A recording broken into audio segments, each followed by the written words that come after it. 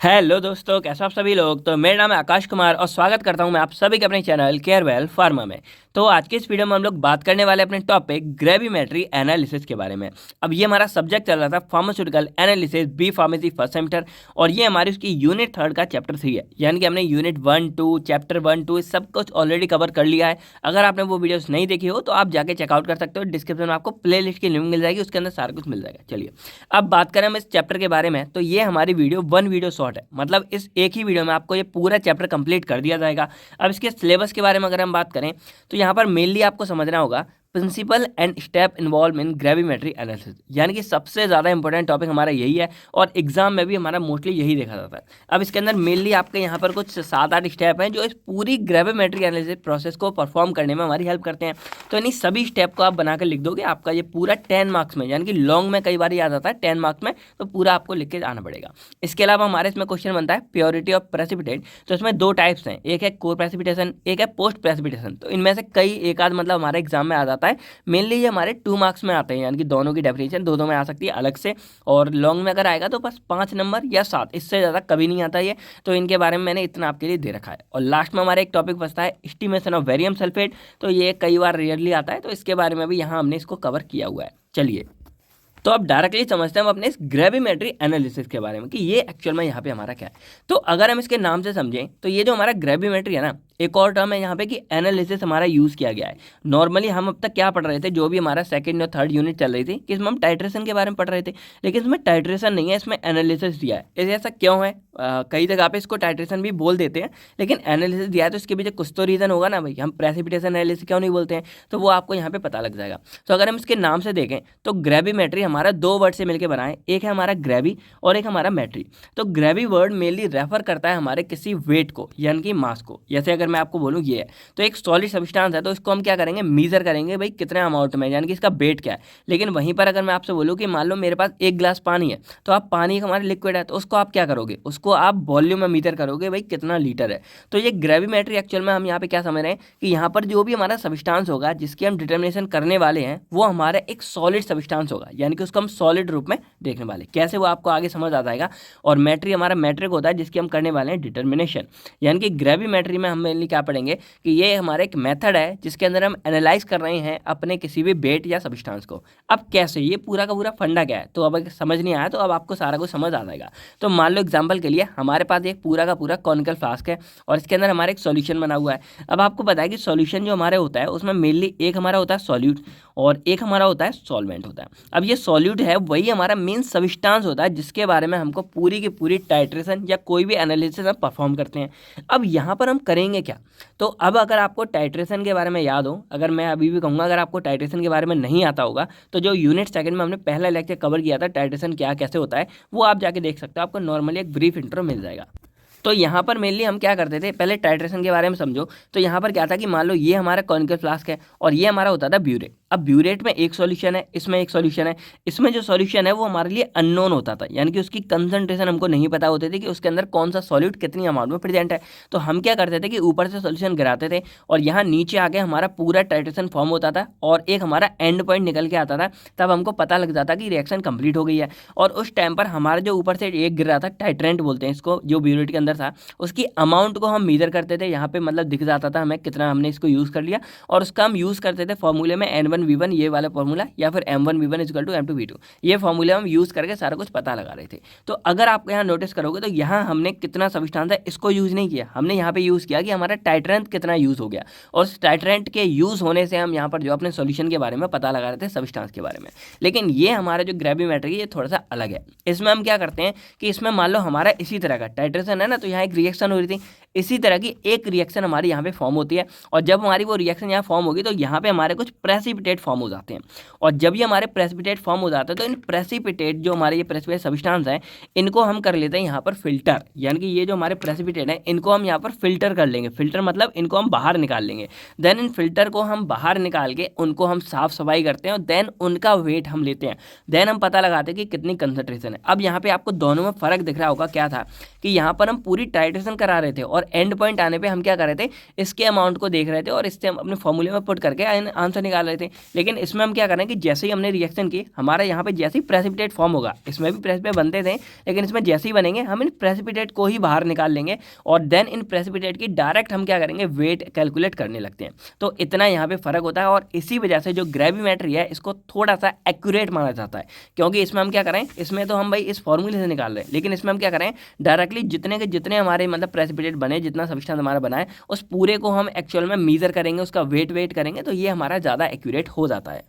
तो यही हमारा होता है पूरा का पूरा ग्रेविमेट्री एनालिसिस कि इसके अंदर हम क्या कर रहे हैं, हमने पूरे सब्सटेंस को पहले प्रेसिपिटेट में कन्वर्ट कर दिया, देन इन प्रेसिपिटेट को हम यहाँ पर क्या कर रहे हैं, मीजर कर रहे हैं कि कितने अमाउंट में क्या है उसको डिटरमाइन कर रहे हैं। तो ये प्रेसिपिटेट का हम जो है वेट मीजर करते हैं और वो वेट और मास मीजर करते हैं, इसीलिए इसको ग्रेविमेट्री यहाँ पे बोला जाता है। अब इसको अगर हम यहाँ डिफाइन करें तो क्या बोलेंगे, it is a quantitative analysis. Quantitative क्यों है, क्योंकि हम यहाँ पर उसके वेट या फिर अमाउंट को मीजर कर रहे हैं, involving the determination of weight या अमाउंट, जो मैंने अभी आपको बताया, of substance in it pure form. अब प्योर फॉर्म से क्या मतलब है, तो जैसे मैंने आपसे बोला कि ये पूरा हमारा सॉल्यूशन था, लेकिन हम क्या कर रहे थे, इस सॉल्यूशन के अंदर जो मेन हमारा सब्सटेंस है उसको हम पहले प्रेसिपिटेट फॉर्म में कन्वर्ट कर रहे थे। यानी कि एक प्रेसिपिटेट फॉर्म हमारी एक तरह से प्योर फॉर्म है, जिससे हमें एक्चुअल अमाउंट ऑफ सब्सटेंस पता लग जाएगा कि कितने अमाउंट ऑफ सब्सटेंस है, उसको हम बाहर निकाल के उसको साफ सफाई करके एकदम प्योर फॉर्म में कन्वर्ट कर ले रहे थे। ठीक है, तो ये हमारा पूरा ग्रेविमेट्री का फंडा था। यहाँ पे सारी कहानी लिखी है और यही फंडा लिखा है, यहाँ से सॉल्यूशन है, प्रेसिपिटेट बन जाएगा, सॉलिड मास को फिल्टर करेंगे, वेट करेंगे, देन कैलकुलेट कर लेंगे। तो यही हमारा पूरा का पूरा ग्रेविमेट्री का यहाँ पे सीन था। अब देखते हैं हम अपने प्रिंसिपल ऑफ ग्रेविमेट्री, यानी कि ग्रेविमेट्री का एक्चुअल में प्रिंसिपल यहाँ पे क्या कहता है। तो it is based on the principle that is involve the converter of ions और element to its pure form by precipitation reaction which can be easily weight and quantify. यानी कि जो मैंने अभी आपको बताया, सिंपली इन्होंने यही बोला कि यहाँ पर क्या बोला इन्होंने कि सबसे पहले ग्रेविमेट्री में क्या करते हैं कि जो भी हमारा सॉल्यूशन होता है, इसके अंदर जो भी हमारे सब्सटेंस है, कोई आयंस है, कोई एलिमेंट्स है, उनको हम उनकी प्योर फॉर्म में कन्वर्ट कर लेते हैं और जैसे ये प्रेसिपिटेट प्योर फॉर्म में कन्वर्ट होंगे, इनको हम फिल्टर कर लेंगे, वेट कर लेंगे, कैलकुलेट कर लेंगे। तो सिंपल साइज में फंडा है, कोई भी नई कड़ी नहीं करनी है, बस इसको प्रेसिपिटेट बनाओ, बाहर निकालो और सारे के सारे फंडे करने लग जाओ।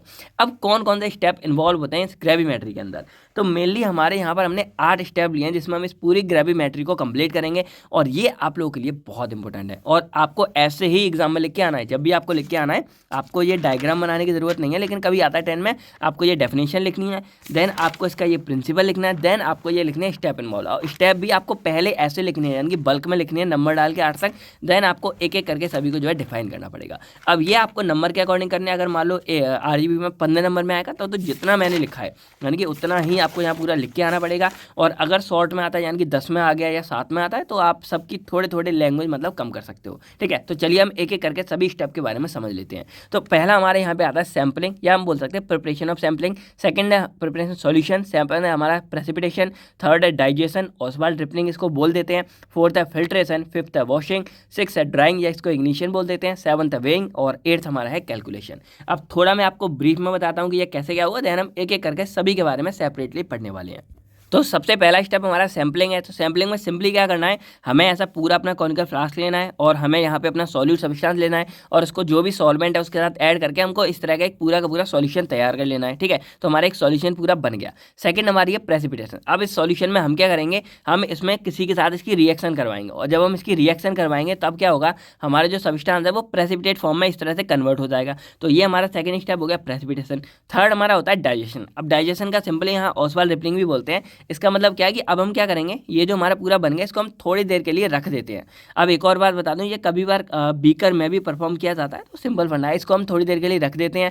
हो सकता है हम इसको 12 से 24 घंटे के लिए रख देंगे। अब जब ये रखा रहेगा तो उसमें क्या होगा, जो हमारे ये प्रेसिपिटेट थे वो धीरे धीरे इनका साइज बड़ा हो जाएगा और जब इनका साइज बड़ा हो जाएगा तो हमारे लिए इनको कैलकुलेट करना और ज़्यादा आसान हो जाएगा। उसके बाद फोर्थ स्टेप आता है फिल्ट्रेशन। अब हम क्या करेंगे, इनको वही फिल्टर पेपर लगाएंगे और इस पूरे को छान लेंगे और फिल्टर करके क्या होगा, हमारे पास जो भी ये मतलब सब्सटेंस है प्रेसिपिटेट वो हमारे सामने बाहर आ जाएंगे। देन जब ये फिल्टर बाहर आ गए तो उस पर थोड़ी बहुत गंदगी चिपकी होगी, तो उसको हम यहाँ पर वॉश कर लेंगे, यानी कि धुलाई कर लेंगे। और जब ये हमारे धुल जाएंगे देन हम इसको सुखा लेंगे, ड्राइंग कर लेंगे।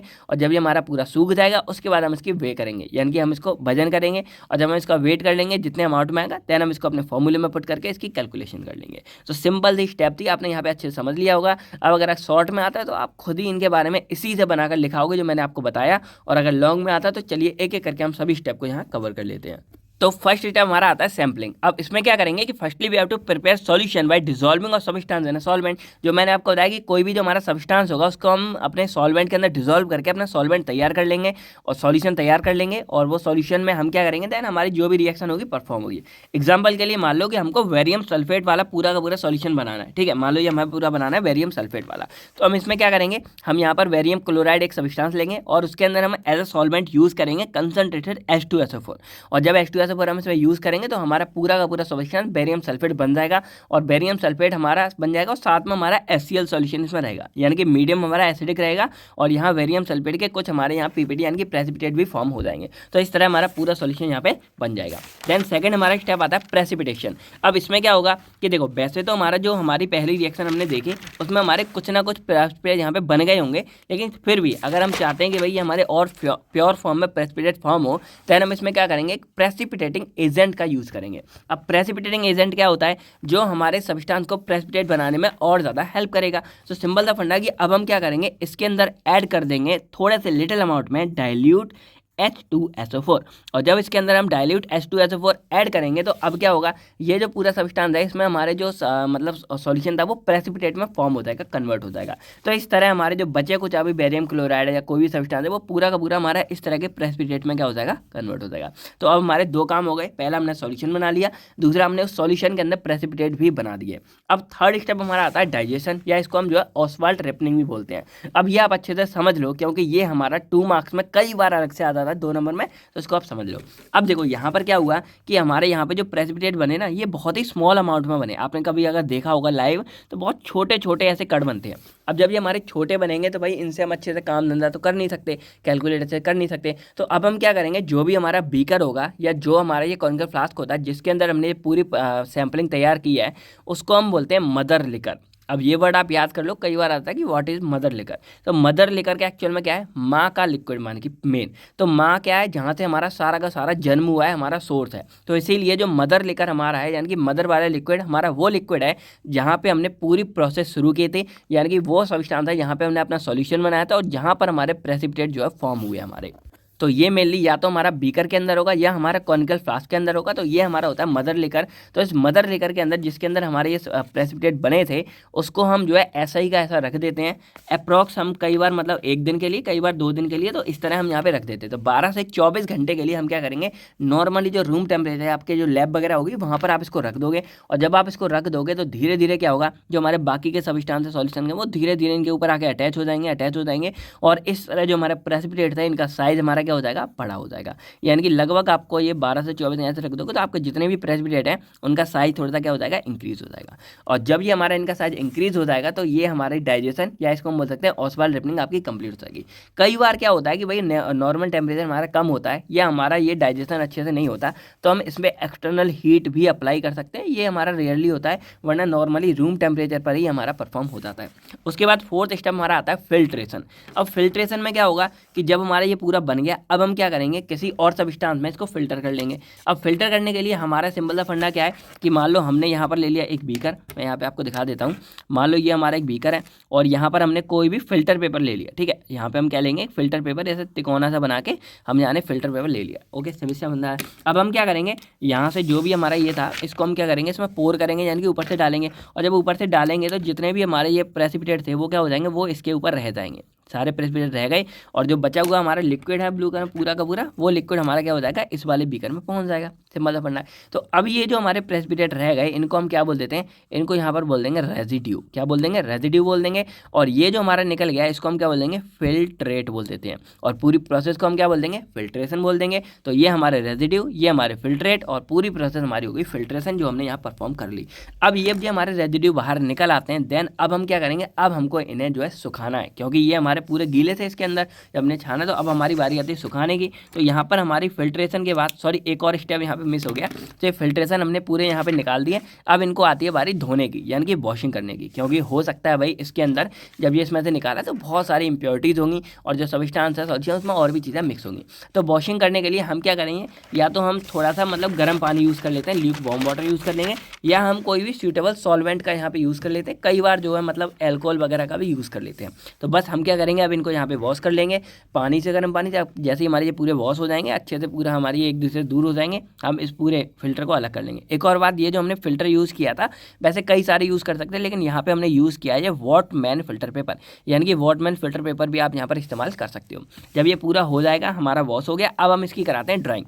अब ड्राइंग हमारा मेनली क्या है कि हमने इसको वॉश किया, हमारा इसमें आया, तो इसमें कुछ ना कुछ वाटर या कोई लिक्विड हमारा रह गया होगा, तो उस लिक्विड या फिर वाटर को रिमूव करने के लिए हम इस ड्राइंग का यहाँ पे यूज़ करते हैं। अब जो ड्राइंग है ना, वो हमारी दो तरह से हो सकती है। एक हमारी होती है ड्राइंग, यानी कि जब हम इसको मतलब यहाँ पे सुखा रहे हैं, तो हम यहाँ पर यूज़ करेंगे कोई भी सब्सटेंस का या कोई इंस्ट्रूमेंट का, तो उसमें हमारा टेम्परेचर होगा लगभग 120 डिग्री से नीचे, यानी कि अप्रॉक्स हमारे 110 से 120 डिग्री तक 1 से 2 घंटे के लिए हम इसको सुखाते हैं, तो ये हमारे एकदम कड़क हो जाते हैं, फ्राई हो जाते हैं, यानी कि इसके अंदर जो भी हमारा लिक्विड पार्ट है वो हमारा सारा का सारा रिमूव हो जाता है, तो ये हमारा कहलाता है ड्राइंग। लेकिन अब अगर हम चाहते हैं कि ये हमारा थोड़ा और एक्सेस में हो, यानी कि हम चाहते हैं कि ये हमारा और अच्छे फॉर्म में हम इसको वेट करें, तो इसके लिए हम क्या करेंगे, इसमें कर पाते हैं इग्निशन। अब इग्निशन वर्ड हमारा एक तरह से आग से मिलता जुलता है ना, तो मेनली यहाँ पर क्या होता है कि ड्राइंग में हमारा जो टेम्परेचर 110 से 120 के करीब है, इग्निशन में वही टेम्परेचर हमारा 500 से 1000, यानी कि बहुत ही हाइयर टेम्परेचर हम यहाँ पे यूज़ करते हैं। और इस हाइयर टेम्परेचर की वजह से क्या होगा कि इसके अंदर अगर मान लो इस ड्राइंग के बाद भी हल्का फुल्का भी लिक्विड कुछ रह गया होगा, तो इग्निशन में बिल्कुल ही ये क्रिस्टल एक तरह से फॉर्म हो जाते हैं, यानी कि इसके अंदर जो भी हमारी मतलब गंदगी वगैरह होगी सारी की सारी हमारी यहाँ से जो है दूर हो जाती है। तो ये हमारा इग्निशन होता है, यानी कि यहाँ पे हम हाइयर टेम्परेचर पे अपने इसको जो है ड्राई करते हैं, यानी कि सुखाते हैं। सिंपल फंडा हो गया, दोनों हो गए। अब हमारा जब ये पूरा का पूरा सूख जाता है, हमारे यहाँ पर इस तरह से मान लो ये हमारा एक फिल्टर पेपर है, तो इसके ऊपर ये हमारे पूरे के पूरे जो है यहाँ पे आ जाते हैं और एकदम इग्निशन ड्राइंग करके बहुत अच्छे से जो है सूख चुके हैं, एकदम क्रिस्टल फॉर्म में यहाँ पे हो चुके हैं। अब हम क्या करते हैं, इसको वेट करते हैं, यानी कि अब हम इसको तोलने के लिए हम यहाँ पर अपने बेइंग मशीन का यहाँ पे यूज़ करते हैं। और ये जो बेइंग मशीन है एकदम मतलब एक्यूरेट होनी चाहिए, कोई मिस्टेक गंदगी इसमें नहीं होनी चाहिए। जब ये हमारा पूरा वेट हो जाता है, देन हम इसकी कैलकुलेशन करते हैं। अब कैलकुलेशन करने के लिए यहाँ पर देखो यूज़ किया हमने परसेंटेज प्योरिटी ऑफ सब्सटेंस, यानी कि हमको सब्सटेंस कितना प्योर है उसकी परसेंटेज को कैलकुलेट करना है। तो फॉर्मूला है E into S upon W into 100 किस लिए कि परसेंटेज लग जाए। अब E into S upon W का मतलब क्या है, ये हमारा है वेट ऑफ रेजिड्यू, यानी कि जो हमारा ये प्रेसिपिटेट निकला है, जिसको मैंने यहाँ रेजिड्यू बोला था, इसका वेट हमको यहाँ पे बताना है, जो हमारा मेन प्रेसिपिटेट है। एस हमारा होता है ग्रेविमेट्रिक फैक्टर, जो आपको यहाँ पहले निकालना होगा, जो हमारा ग्रेविमेट्री के अंदर आता है वो फैक्टर निकालोगे। और डब्ल्यू हमारा होता है वेट ऑफ सैंपल, यानी कि जब आपने स्टार्टिंग में ये पूरा बनाया था फंडा, तो उसमें आपने इस पूरे सैंपल का वेट कितना लिया था, तो इसमें आप पूरा कैलकुलेट करोगे और आपका आंसर निकल आएगा। तो इस तरह हमारी पूरी ग्रेविमेट्री यहाँ कंप्लीट की जाती है। आई होप आपको ये पूरा फंडा समझ आ गया होगा, और ये पूरा आपको लिख के आना पड़ेगा अगर आपको पूरे 10 मार्क्स चाहिए ग्रेविमेट्री के अंदर। तो ये हमारा ग्रेविमेट्री वाला मेन फंडा प्रिंसिपल एंड स्टॉप इन्वॉल्व हमारा कंप्लीट हो चुका है। अब हमारा सेकंड टॉपिक यहाँ पे आता है प्योरिटी ऑफ प्रेसिपिटेट या को प्रेसिपिटेट और पोस्ट प्रेसिपिटेट। बहुत ही सिंपल है, कुछ आपको ज़्यादा नहीं करना, सिंपल तरीके से मैं आपको बता देता हूँ। तो देखो, जब भी हमारा ये प्रेसिपिटेट है या ये पूरा हमारा फॉर्म होकर यहाँ पे आता है, तो ऑब्वियसली बात है कि ये हमारा एक्चुअल में प्योर फॉर्म में नहीं होता, क्योंकि भाई कितनी भी कोशिश कर लो हमारा सब्सटेंस प्योर फॉर्म में नहीं होता है। तो ये जो हमारा प्योर नहीं होता है, उसी बेस पर हम इस पूरे प्योरिटी ऑफ प्रेसिपिटेट को दो पार्ट्स में यहाँ पे डिवाइड कर सकते हैं। यानी कि इनका कहना ये है कि जो हमारा प्रेसिपिटेट बन रहा है, ये यहाँ पे हमारा हुआ कोई भी स्टेप में हमारा प्रेसिपिटेट एकदम प्योर नहीं था, उसमें कुछ ना कुछ मात्रा में हमारी इम्प्योरिटी जो है प्रेजेंट रही होगी। अब impurity none other than is गंदगी, यानी कि जो हमारे सॉल्यूशन का कुछ पार्ट, जो हमारे प्रेसिपिटेट का पार्ट नहीं है, तो इसी इम्प्योरिटी के नेचर और उसी बेस पर हम क्या करेंगे, इनको दो पार्ट्स में एक तरह से डिवाइड कर देते हैं। तो पहला हमारा होता है को प्रेसिपिटेशन एंड सेकंड हमारा होता है पोस्ट प्रेसिपिटेशन। अब देखो, इसमें सिंपल सा फंडा क्या है, को मतलब आप मान लो ये समझ लो कि ये हम पूरा फंडा कर रहे थे, ठीक है। तो यहाँ पर हमारा क्या है, जब हमने ये सॉल्यूशन पूरा लिया तो इसमें हमारे प्रेसिपिटेट बने नहीं है, ठीक है, यहाँ पे मतलब फॉर्म नहीं हुआ, हमारा पूरा सॉल्यूशन है। और ये हमारा क्या है, जब हमारे प्रेसिपिटेट बन चुके हैं, यानी कि दो कंडीशन हो गई, एक हमारी है पहले की, एक है बाद की। तो अब अगर क्या होता है कि मान लो कोई हमारी इम्प्योरिटीज़ है, वो जब यहाँ पे प्रेसिपिटेट बन रहे हैं उसी टाइम पर इसके ऊपर चिपक जाए जाके, तो उसको हम बोल देते हैं को प्रेसिपिटेशन। यानी कि को प्रेसिपिटेशन में सिंपल आपको एक वर्ड याद रखना है कि in which impurities occur during formation of precipitate, यानी कि जब हमारे प्रेसिपिटेट बन रहे थे उसी टाइम पर अगर हमारी कोई इम्प्योरिटी उसके ऊपर आके चिपक जाती है, तो उसको हम बोलते हैं को प्रेसिपिटेशन। और अब हमारे मान लो एक बार हमारे प्रेसिपिटेट बन चुके हैं, अब इन प्रेसिपिटेट के बनने के बाद, यानी कि ये हमारे बन चुके हैं, बनने के बाद कोई इम्प्योरिटी इनके ऊपर आके चिपक रही है, तो ये हमारे कहलाते हैं पोस्ट प्रेसिपिटेट। अब इसको समझने के लिए सिंपल मान लो कि ये हमारी एक क्या है, इम्प्योरिटी है, ठीक है। ये हमारा एक प्रेसिपिटेट है, मान लो एक पूरा प्रेसिपिटेट है, और जब ये प्रेसिपिटेट बन रहा था, तो अब मान लो इसी टाइम पर कोई इम्प्योरिटी, मान लो ये ब्लैक कलर में इम्प्योरिटी है, तो ये आ गई, तो इसके बीच में जाएगी। तो जब ये इसके बीच में या इसके साइडों पे कहीं जाके चिपक जाती है, तो ये हमारी हो गई को। अब मान लो ये प्रेसिपिटेट हमारा पूरा फॉर्म हो चुका है। अब जब ये हमारा पूरा फॉर्म हो गया है, अब क्या होगा कि अब इसके ऊपर आगे, क्योंकि अंदर तो घुस नहीं सकती, ये हमारा बन चुका है, तो अब जब इसके ऊपर आके हमारी इम्प्योरिटी चिपक जाती है तो इसको हम क्या बोलेंगे, पोस्ट प्रेसिपिटेट। यानी कि बस इतना है कि प्रेसिपिटेट के बनने से पहले को और बनने के बाद को पोस्ट वो यहाँ पे बोल देते हैं। तो एक एक करके सबके बारे में पढ़े, यहाँ दोनों के बारे में। तो इट इज अ कंडीशन या process in which the precipitate is contaminated during gravimetry by two substance which are soluble in mother liquor. यानी कि सिंपल सा फंडा इन्होंने यहाँ पे क्या बोल दिया कि मान लो ये हमारे पास सब्सटेंस था, तो जब इस पूरी रिएक्शन के दौरान हमारे प्रेसिपिटेट फॉर्म हो रहे थे तो उसी टाइम पर कुछ और सब्सटेंस थे जो हमारे सॉल्यूशन के अंदर प्रेजेंट थे, वो भी क्या हो गए, वो भी इनके साथ जाके क्या हो गए, बाइंड हो गए, इनके साथ जाके चिपक गए। एज ए सब्सटेंस जो हमारे इस सॉल्यूशन के अंदर प्रेजेंट थे, सॉल्यूशन में सॉल्यूबल थे, वो आके इसके ऊपर क्या हो गए, चिपक गए। तो उनकी वजह से जो इंप्योरिटीज आई है उसको हम यहाँ बोल देंगे को प्रेसिपिटेशन। अब ये जो हमारी को प्रेसिपिटेशन है ये भी मेनली हमारी दो तरह से हो सकती है, ठीक है। एक हमारा होता है सरफेस एडजॉर्प्शन और एक हमारा होता है ऑक्लूजन। अब सरफेस एडजॉर्प्शन एक्चुअल में क्या है, तो देखो एडजॉर्प्शन का मतलब क्या होता है, कोई भी चीज़ के ऊपर चीज़ रख के रख, जैसे मान लो ये है हमारी, तो अब अगर मान लो ये मैंने पेंसिल के ऊपर रख दी, तो ये हमारी क्या एडजॉर्प्शन है, डी फॉर बोले तो एडजॉर्प्शन, यानी कि इसके ऊपर जाके रख गई। और अगर ये इसको क्या करे, क्रॉस करके ऐसे अंदर घुस जाए, तो ये हमारी एब्जॉर्ब है, यानी कि अब क्या होगा, पेपर ने इसको एब्जॉर्ब कर लिया, ऊपर रखा है तो एडजॉर्ब और अंदर चले जाए तो एब्जॉर्ब। तो सरफेस एडजॉर्प्शन का मतलब क्या है कि जब ये हमारे बन रहे थे तो उसी टाइम पर, यानी कि इनके बनने के ही टाइम पर इनके ऊपर आके हमारे कुछ इंप्योरिटी चिपक गई, उसी को हम बोल देते हैं सरफेस एडजॉर्प्शन।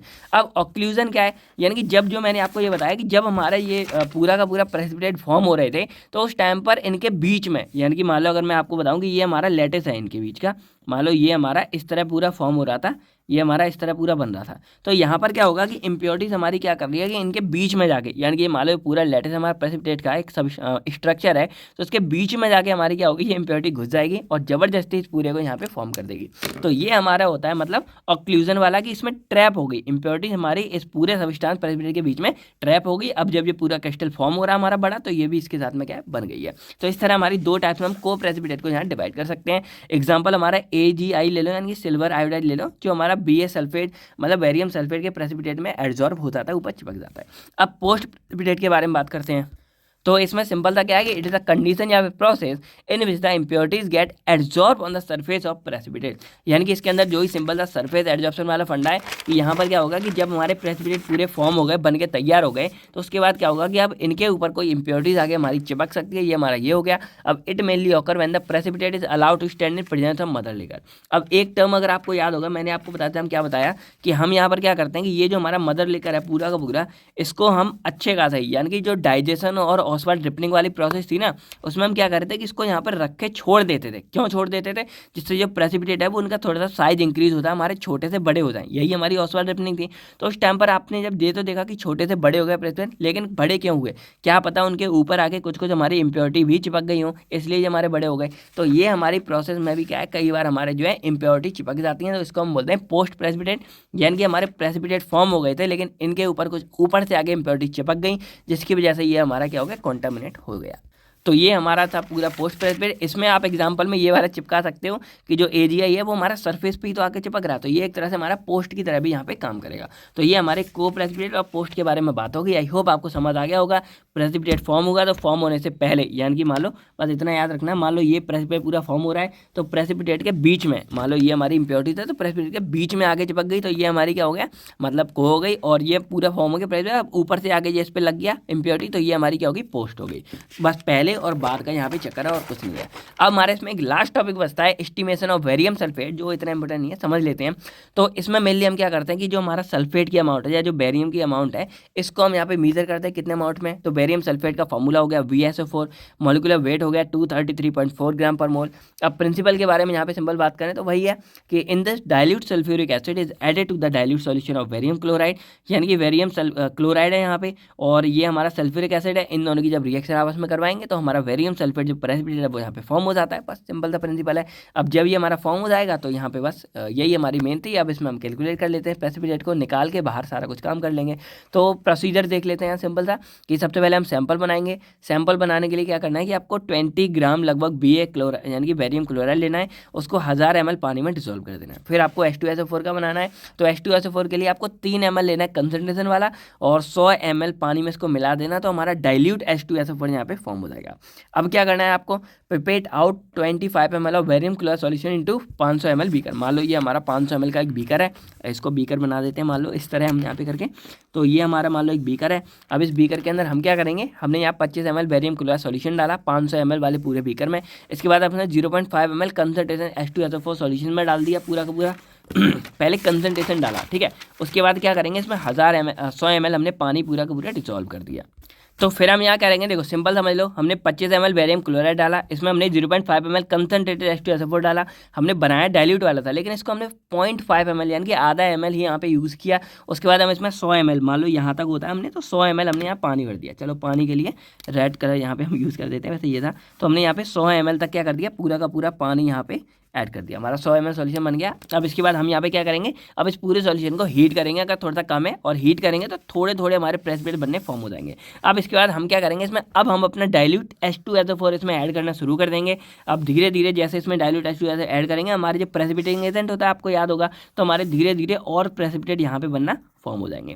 और जब हमारे ये पूरे प्रेसिपिटेट फॉर्म हो जाएंगे, देन जो हमने अब तक पढ़ा था इसको हम बाहर निकाल लेंगे, इसको फिल्टर कर लेंगे, वेट कर लेंगे, वॉश कर लेंगे, ड्राई कर लेंगे और लास्ट में कैलकुलेट कर लेंगे और हमारा आंसर यहाँ पे निकल के आ जाएगा। सिंपल सा फंडा यहाँ पे, ठीक है। अब एप्लीकेशन को अगर देखें तो सिंपल क्या है कि जो स्टैंडर्ड सॉल्यूशन है उसको यूज़ एनालाइज करने के लिए अगर हमको कुछ ऐसा सब्सटेंस की एक्यूरेसी हमको ज़्यादा चाहिए तब हम इस मेथड का यूज़ कर लेते हैं। और हमको अगर क्लोराइड या सिल्वर क्लोराइड लीड इन सबको डिटरमाइन करने में ये हमारी हेल्प करता है। सिंपल सा फंडा, एक दो एप्लीकेशन आप यहाँ लेके आ सकते हो। तो आई होप आपको पूरा का पूरा फंडा इस ग्रेविमेट्री एनालिसिस के बारे में समझ आ गया होगा। अब अगर कोई भी डाउट है आप कमेंट करके हमसे पूछ सकते हो। बाकी आपको ग्रेविमेट्री की डेफिनेशन कमेंट सेक्शन में लिख के बतानी है। बाकी आपको जो है इस वीडियो को लाइक करना है और अपने फ्रेंड्स के साथ सबके साथ शेयर करना है। बाकी आपको नेक्स्ट कोई भी डाउट है, आपके क्वेश्चन पेपर एग्जाम वगैरह कब, सारा कुछ आप जो है कमेंट सेक्शन में बता सकते हो। बाकी बस इसी के साथ मैं आपसे बता देता हूँ, मिलता हूँ मैं आपसे बहुत नेक्स्ट वीडियो में। तब तक thank you, take care and आप सभी लोग अपना अपनी फैमिली का ख्याल रखिएगा। बाय बाय दोस्तों, जय हिंद दोस्तों।